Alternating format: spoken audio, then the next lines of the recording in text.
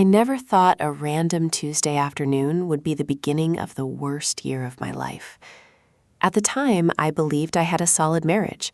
Not perfect, because no marriage is perfect, but stable, comfortable, predictable. The kind of relationship people spend years trying to build. My husband Ryan and I had been married for 8 years. We lived in a quiet suburb outside Denver. Nice neighborhood, tree-lined streets, weekend barbecues, the same neighbors waving every morning while walking their dogs. It looked normal from the outside.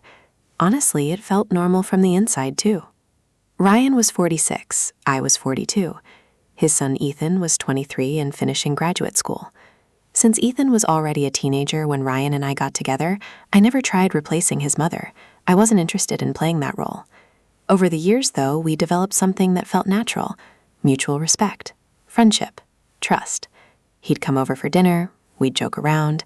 Sometimes Ryan worked late, and Ethan would stay after eating just to hang out and watch a game.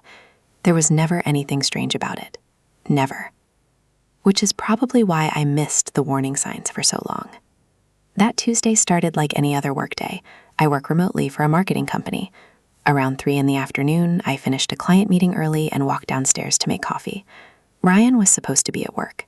Ethan was supposed to be on campus. The house was completely empty. Or at least I thought it was. As I passed the guest bedroom, I heard movement. At first, I assumed maybe one of the cats had gotten trapped inside. Then I realized the door was partially open. I stopped. Hello? No answer. I pushed the door wider. Ethan was sitting on the edge of the bed. He looked startled, embarrassed, like I'd caught him doing something private. His laptop snapped shut so fast it practically echoed through the room. "Oh God," he muttered. I immediately backed away. Sorry. His face turned bright red. "No, it's okay." "No, seriously, I should have knocked." I started leaving. Then he laughed. The awkward kind of laugh people make when they're dying inside. "It's fine." I looked back. He looked miserable. For a second, I actually felt bad for him. The poor guy was 23 years old and probably thought he'd just experienced the most humiliating moment of his life. I smiled. Relax. Everybody deserves privacy. He rubbed the back of his neck. Can we pretend that didn't happen? Absolutely. Deal? Deal. That should have been the end of it. Looking back now, I wish it had been, because that harmless interaction became the first domino. I made coffee and returned to my office. An hour later, my phone buzzed. A text from Ethan. "Sorry again." I laughed, then replied, "You have nothing to apologize for." 3 dots appeared, disappeared, appeared again. Finally, another message arrived. Still embarrassing. I smiled and set the phone down. Normal conversation, nothing unusual. At least, that's what I thought. Over the next few weeks, Ethan started texting more often. Memes, sports, movie recommendations, random complaints about school. Ryan barely noticed. Actually, he seemed happy about it. "Good," he told me one night while we cleaned dishes. "What? You and Ethan getting along?" I shrugged. "We've always gotten along." "Yeah, but now you guys actually talk." I didn't think much of it, because Ryan was right. We did talk more, but it felt innocent, natural. Ethan was smart, funny, and surprisingly thoughtful. Sometimes he'd ask for career advice, sometimes relationship advice. He'd recently broken up with his girlfriend of almost 3 years. That breakup hit him hard, harder than he admitted. One Friday evening, he showed up unexpectedly, carrying takeout. Ryan was stuck at work. I was watching television alone. Ethan knocked on the door. When I opened it, he lifted a bag. Peace offering. For what? Being awkward a month ago. I laughed. "You are still thinking about that?" Unfortunately. He came inside. We ate Chinese food at the kitchen island. Talked for hours. Nothing dramatic, just life. At one point, he mentioned his ex. The smile disappeared from his face immediately. I noticed. "You still miss her?" He stared at the table. "Yeah." "What happened?" He took a long breath, then another. Finally, he said something that stuck with me. "I don't think she cheated." The statement surprised me. "Okay." "I know she cheated." I frowned. "That's different." He nodded. "She was seeing somebody else for months." "Damn." "Yeah." The pain in his voice felt raw, fresh, like the wound hadn't even started healing. "How'd you find out?" He laughed bitterly. "The guy accidentally liked one of her old photos." I blinked. "Seriously?" "Yup." "That's brutal." He stared toward the window. You know what's worse? What? I would have forgiven her. That sentence hit me harder than I expected. Maybe because it sounded so honest, so human. He wasn't angry. He was heartbroken. There's a difference. Heartbroken people aren't looking for revenge. They're looking for answers, for reasons, for some version of reality that hurts less. You deserve better, I said quietly. He smiled. You sound like Dad. Well, maybe your dad's right. He didn't answer. Instead, he looked directly at me. For several seconds. Long enough to feel strange. Not inappropriate. Just strange. Like he wanted to say something. Then he looked away. The moment passed. Or at least I thought it did. A few days later, Ryan left for a business trip. 3 nights in Chicago. Nothing unusual. He traveled constantly. The first evening, Ethan called. Busy? Not really. Want company? I laughed. You asking me out on a friendship date? Maybe. An hour later, he arrived carrying pizza. Again. We watched a movie, talked, joked. Normal. Yet something felt different. Not because of him, because of me. For the first time, I noticed how much attention he paid when someone spoke, how present he was, how genuinely interested he seemed in people. Ryan used to be like that, years ago, before deadlines, before endless work calls, before our conversations became schedules and grocery lists. The comparison bothered me, a lot. Not because I had feelings for Ethan, I didn't, but because I suddenly realized what was missing from my marriage: attention, presence, connection. The next morning, Ryan called from Chicago. The conversation lasted 4 minutes. 4. Most of it involved flight schedules and meetings. After hanging up, I sat staring at my phone, trying to understand why I felt disappointed. That evening, Ethan texted, "How's your day?" Such a simple message, yet Ryan hadn't asked me that question in months. Months. I hated myself for noticing. I hated myself even more for answering immediately. Good. Busy. Yours? We texted for nearly an hour. Then another. Then another. At midnight, I finally put the phone down. A weird feeling settled in my chest. Nothing romantic, nothing inappropriate, just uncomfortable. Because I knew something had shifted. A boundary I couldn't quite define. The next weekend, Ryan came home. Everything returned to normal, at least on the surface. But little details started standing out. Ryan hiding his phone when messages arrived. Ryan suddenly going to the gym at odd hours. Ryan becoming weirdly protective of his laptop. I noticed, then convinced myself I was imagining things. People do that when they're afraid of the answer.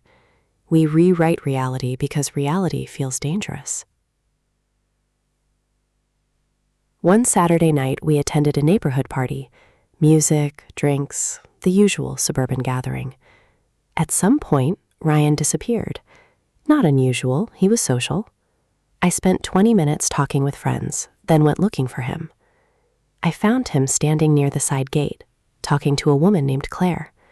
Claire lived 3 streets away, married, attractive, friendly, nothing suspicious. Yet when Ryan saw me approaching, he stepped backwards so fast it looked rehearsed. Claire immediately looked away. The atmosphere changed, instantly. You know those moments when your instincts wake up before your brain does? That happened. Something felt wrong. Not enough to accuse anyone, not enough to make a scene, just enough to stay with me, like a splinter, tiny, sharp, impossible to ignore. On the drive home, Ryan seemed unusually quiet. When I asked if everything was okay, he answered too quickly. Yeah, why? No reason.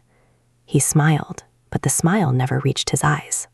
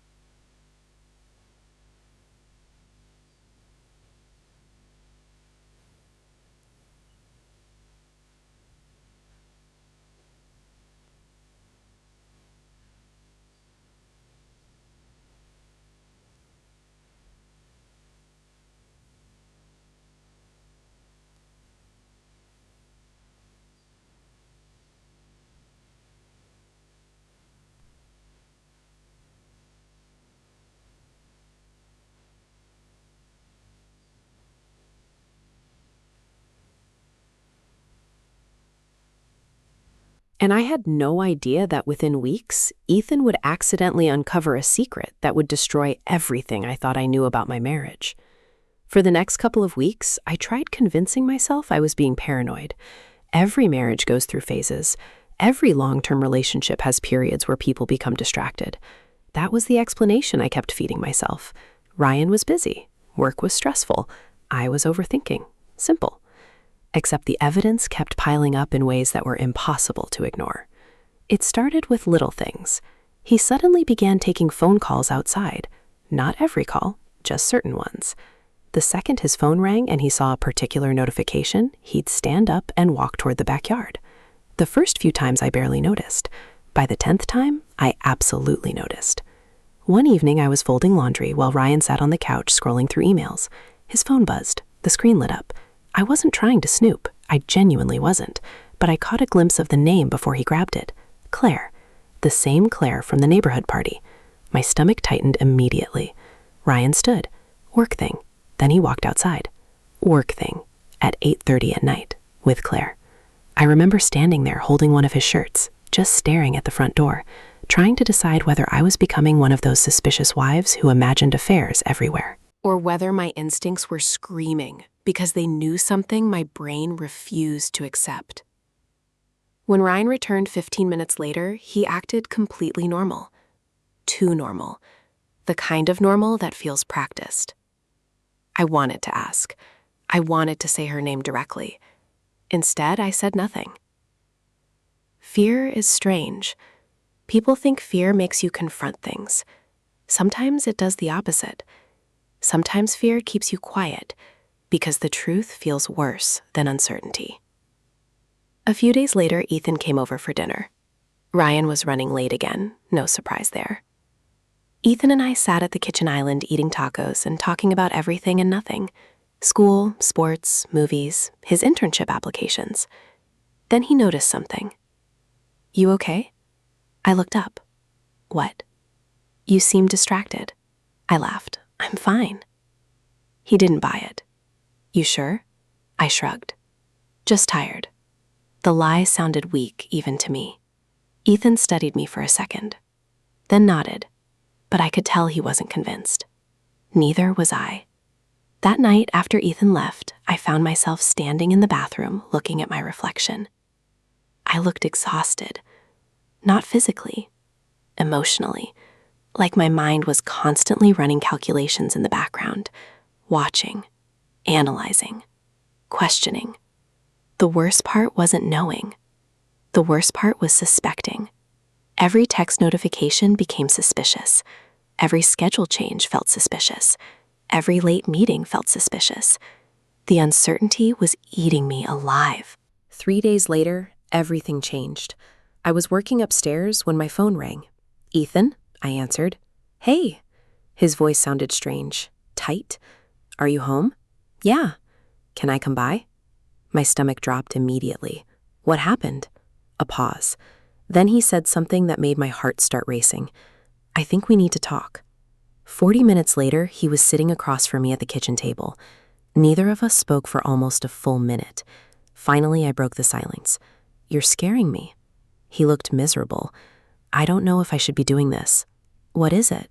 His jaw tightened. Then he pulled out his phone. I found something. Every nerve in my body woke up. What kind of something? He hesitated. I was helping Dad with something. I couldn't breathe. Not fully. Not anymore. He asked me to transfer files from his old laptop. The room suddenly felt smaller. He forgot he was logged into his email. I stared at him, waiting, dreading. I wasn't snooping. I know. I swear. I know. His eyes met mine. Then he quietly said the words that changed everything. I saw messages. The silence afterward felt endless. My pulse hammered in my ears. Messages. Not message. Messages. Plural. I already knew. Before he said another word, some part of me already knew. Between who? I barely recognized my own voice. Ethan looked down, then back up. Dad and Claire. The world stopped. Not literally, of course not. The clock still ticked. Cars still passed outside. The refrigerator still hummed, but inside me, everything froze. I stared at him, waiting for him to tell me I misunderstood, waiting for him to explain there was some innocent context. Instead, he looked heartbroken. For me. I'm sorry. I couldn't speak, couldn't move, couldn't think. My entire marriage flashed through my head. 8 years. Vacations, birthdays, Christmas mornings, arguments, promises, all of it, suddenly contaminated. How bad? I finally whispered. Ethan closed his eyes. For a second, he looked like he wished he could disappear. Then he answered, bad. I nodded slowly. Every muscle felt numb. Did you read them? Enough. The room spun. I stood and walked toward the sink, not because I needed water, because I needed something to hold on to. My hands were shaking. I gripped the counter. Hard. How long? Months. Months. Not weeks. Months. The word landed like a punch. Months of lies. Months of secrets. Months of looking me in the eye. Months of pretending. I laughed. A horrible laugh. The kind that escapes when reality becomes absurd. Then tears came. Instantly. Without warning. I hated that. I hated crying in front of people. But there was no stopping it. The betrayal hit too fast. Too hard. Behind me, I heard Ethan stand. Hey. I wiped my face. It's okay. No, it's not. His voice cracked. And for the first time, I realized how difficult this was for him, too. Ryan wasn't just my husband. He was Ethan's father. The person he had looked up to his entire life. The person disappointing both of us simultaneously. I shouldn't have found out this way, I whispered. I know. I shouldn't be hearing this from you. I know. Neither of us knew what else to say, because there was nothing to say. The damage was already done. Eventually, Ethan pulled up screenshots. Only a few. He didn't need more. Neither did I. The messages weren't graphic. They didn't have to be. Their intimacy said everything. Private jokes, secret plans, references to meetings, references to missing each other, references to things spouses say, not neighbors, not friends, not innocent people, lovers. I felt sick, actually sick, the kind of nausea that comes from emotional shock. I couldn't look at the screen anymore, so I looked away, toward the window, toward the backyard, toward the life I thought I had. You don't have to decide anything today, Ethan said quietly. I nodded, but I already knew one thing. I couldn't unknow this. There was no going back, no pretending, no rationalizing. The truth existed now, solid, permanent, ugly. That evening, Ryan came home, and for the first time in 8 years, I looked at him like a stranger. He kissed my cheek, asked how my day was, complained about traffic, started talking about some meeting. I just stared. The performance was incredible, terrifyingly incredible. Because if Ethan hadn't found those messages, I would have believed every word, every single one. The realization shattered something inside me. Trust isn't destroyed when someone cheats. Trust is destroyed when you realize how convincingly they lied. Over dinner, I watched him laugh, watched him tell stories, watched him act normal. And I kept wondering how many times he'd sat exactly where he was sitting now after spending time with another woman. How many lies had happened at this table? How many? That night, he fell asleep within minutes. I stayed awake. Again. Staring at the darkness. Listening to his breathing. Thinking about the screenshots. Thinking about Claire. Thinking about Ethan. Thinking about the life that was unraveling around me. Around 2 a.m. My phone vibrated. A text. From Ethan. You okay? I stared at the screen. Such a simple question. Yet nobody else had asked it. Not the man sleeping beside me. Not the man who claimed to love me. Just the person who had accidentally uncovered the truth. After a long moment, I typed a reply. No. 3 dots appeared almost immediately, then disappeared. then returned.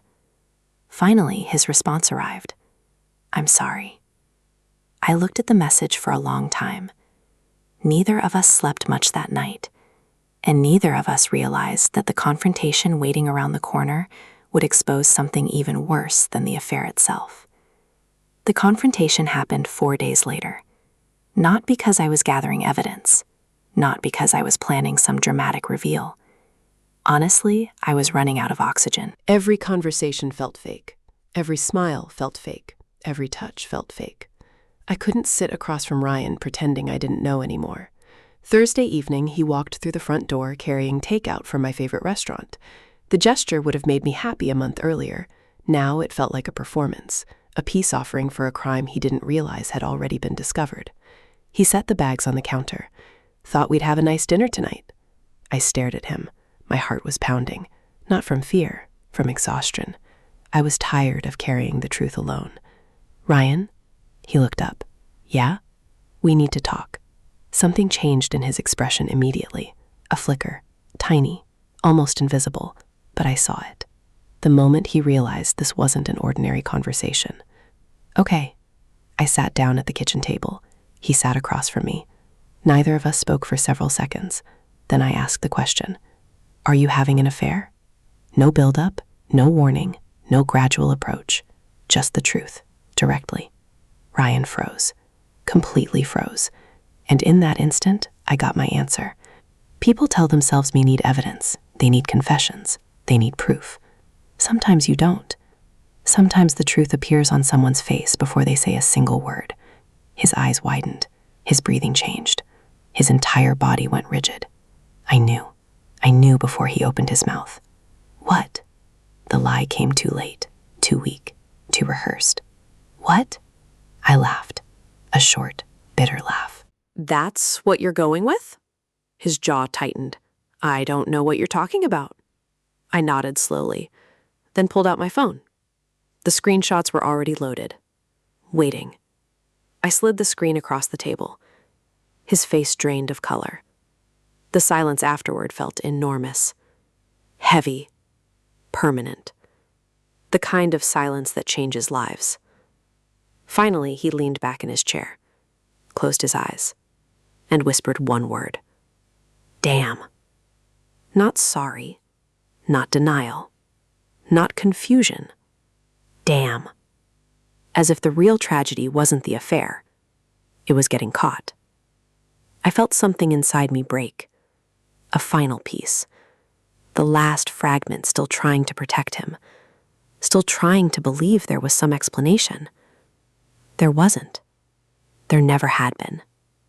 How long? His eyes stayed closed. A little over 6 months. 6 months. Half a year. Half a year of lies. I looked down at the table. I was surprised by how calm I sounded. "Did you ever plan on telling me?" No. The honesty almost hurt more. No. Not eventually. Not when the timing was right. Not after figuring things out. Just no. He would have continued. As long as possible. For as long as I allowed him to. Why?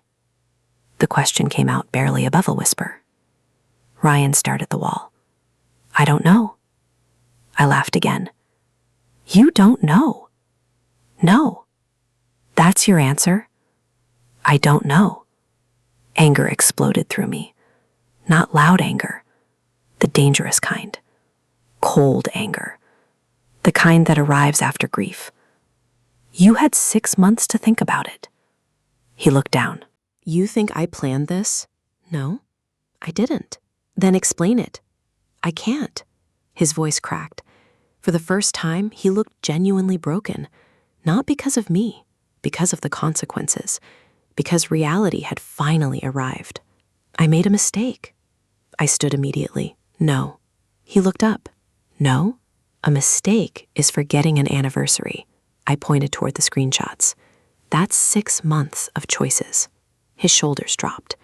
And for the first time since the conversation started, he had no response. Because there wasn't one. The affair wasn't one decision.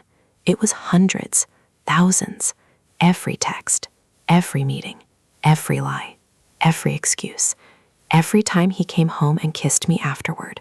Choice after choice after choice. I left the kitchen. He followed. Please. I kept walking. Please listen. I turned around. No. The word echoed through the hallway. No, Ryan. Tears were running down my face now. Hot. Uncontrollable. You don't get to ask me for anything right now. His expression collapsed. And for a brief moment, I saw genuine shame. Real shame. Not fear. Not panic. Shame. Unfortunately, it arrived 6 months too late. That night, he slept in the guest room. I didn't sleep at all. Around midnight, my phone lit up. A text from Ethan. How did it go? I stared at the message, then typed back. He admitted it. 3 dots appeared. Stopped. Appeared again. Finally. I'm sorry. Again. Always those same 2 words. The strange thing was that every time Ethan said them, they felt sincere. Every time Ryan said them, they felt like damage control. The difference mattered, more than I wanted to admit. Over the next week, everything became chaos. Lawyers, financial discussions, conversations with family, endless crying, endless anger, endless disbelief. Ryan moved into a rental apartment across town. The house felt hollow afterward, quiet in a way that was almost unsettling. I thought I'd feel relief. Instead, I felt grief. Not grief for the marriage, grief for the future I thought I had. There's a difference. One afternoon, I was sitting alone on the back patio when Ethan stopped by. He looked nervous, more nervous than usual. Hey. Hey. He sat in the chair beside me. Neither of us spoke for a while. The summer air was warm. Kids were playing somewhere down the street. Life continued. It always does, even when yours falls apart. Eventually, he spoke. Dad called me. I sighed. How'd that go? Bad. I nodded. That wasn't surprising. Ryan had apparently discovered exactly how much Ethan knew and exactly where the screenshots had originated. He says I betrayed him. I laughed softly. The irony was unbelievable. That's rich. Yeah. He really said that? Ethan nodded. I shook my head. Part of me wanted to be angry. Instead, I just felt tired. Deeply tired. He'll figure it out eventually. Maybe. We sat quietly again. Then Ethan surprised me. I almost didn't tell you. I looked over. What? I almost deleted everything. I stared at him. Why? His answer came immediately. Because I knew it would destroy you. The honesty hit me hard. Not because it was dramatic, because it was true. He had known. He had understood exactly what would happen, and he had told me anyway. Not to hurt me, to stop the lie. I would have wanted to know. I know. Even if it hurt. I know. The conversation drifted into silence again. Comfortable silence. The kind that only exists when 2 people have survived the same disaster. Different wounds, same explosion. As the sun started setting, Ethan stood. I should go. I nodded. But before leaving, he paused, then looked back at me. You okay? That question again. Always that question. The simple one nobody else seemed to ask. I thought about my answer carefully, then finally shrugged. Not really. He smiled sadly. Yeah. For the first time in weeks, I smiled back. A small one, but real. And as I watched him walk toward his car, I had no idea that the next betrayal was already forming. Because while Ryan's affair had ended my marriage, the secret Claire was hiding would soon reveal that the affair wasn't the biggest lie in the story. Not even close. The first sign that something else was wrong came from Claire. Not Ryan, not a lawyer, not some anonymous message. Claire. About 3 weeks after Ryan moved out, my phone rang on a Saturday morning. I almost didn't answer. The number wasn't saved in my contacts. Normally, I would have ignored it. Something made me pick up. Hello? A pause. Then a woman's voice. It's Claire. I sat up immediately. Every muscle in my body tightened. For a second, I considered hanging up. Instead, I stayed silent. I know you probably don't want to hear from me. That was the understatement of the century. What do you want? My voice sounded colder than I intended. Maybe colder than she deserved. Maybe not. I need to talk to you. I laughed, actually laughed. The nerve of it was unbelievable. You had 6 months to talk to me. I know. No, I don't think you do. Another pause. Then something unexpected happened. She started crying. Not dramatic crying, not manipulative crying. The exhausted kind. The kind that sounds like someone hasn't slept in weeks. I deserve that. I rubbed my forehead. I didn't want sympathy for her. I didn't want explanations. I didn't want apologies. What do you want, Claire? I need you to know something. The way she said it made my stomach drop, immediately. Something about her tone. Fear. Real fear. Not embarrassment, not guilt. Fear. What? It's not something I can explain over the phone.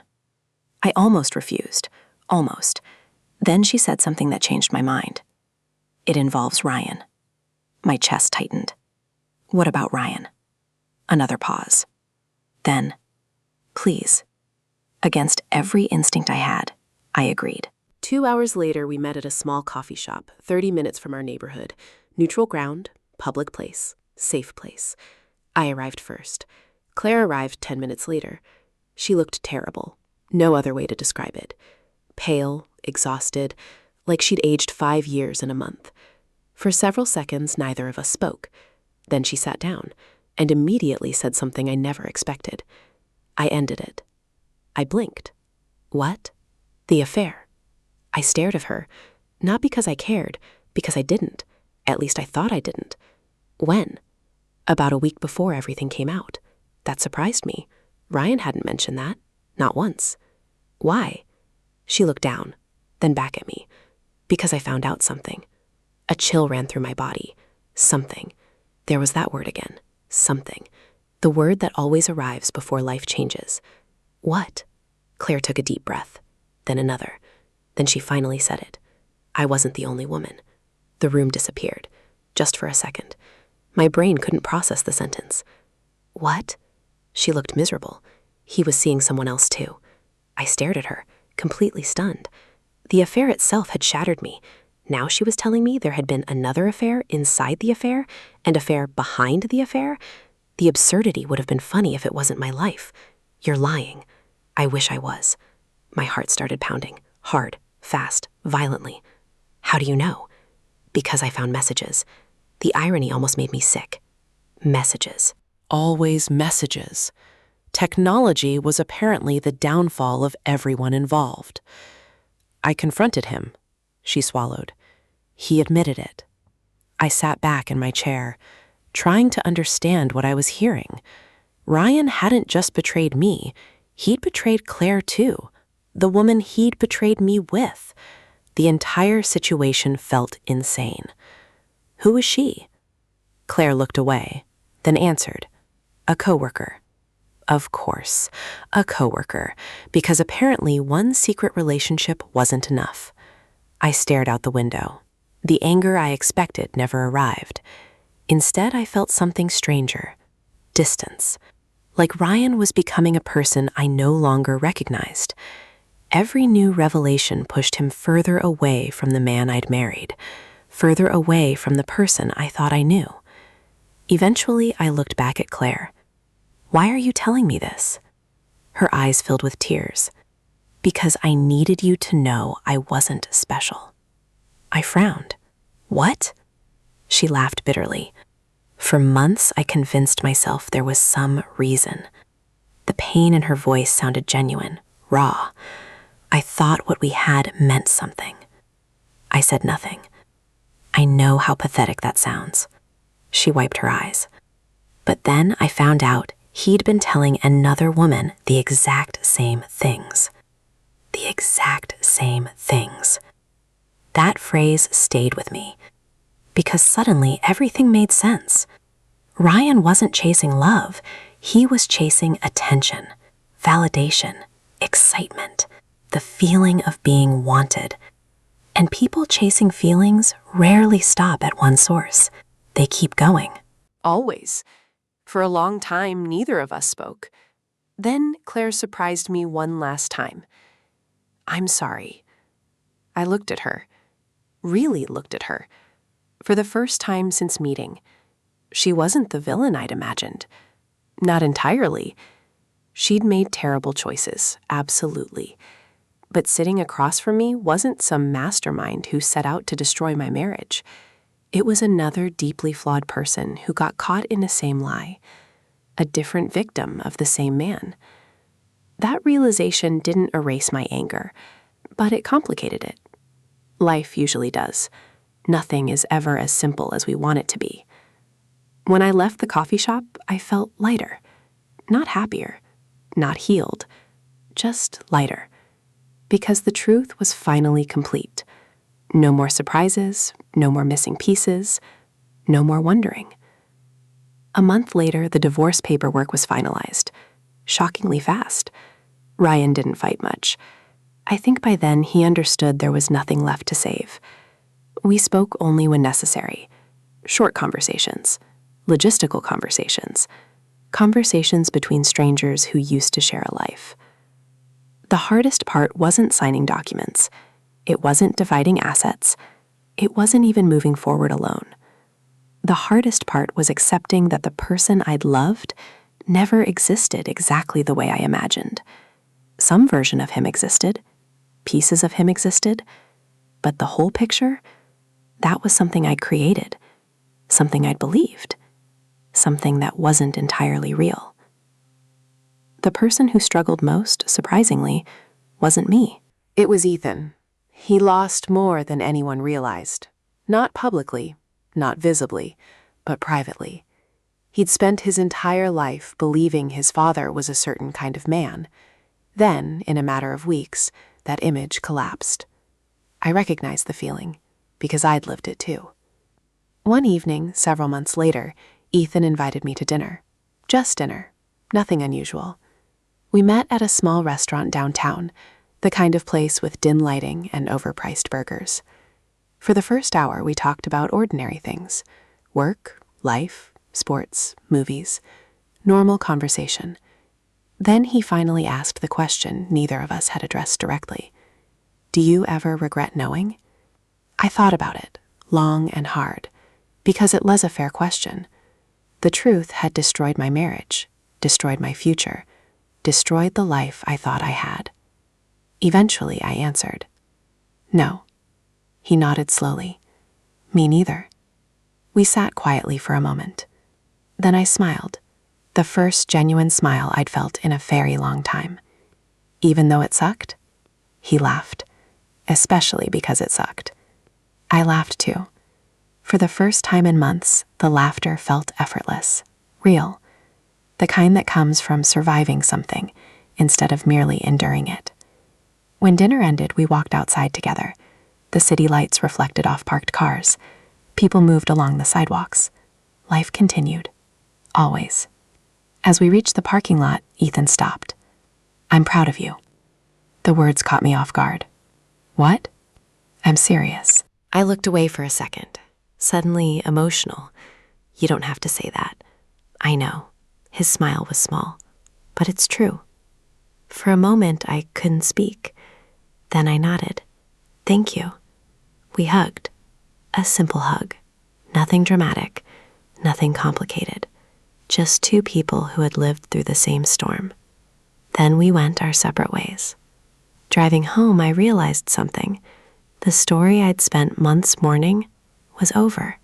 Completely over. Not repaired, not restored. Finished. And strangely enough, that realization didn't hurt anymore. Because endings aren't always tragedies.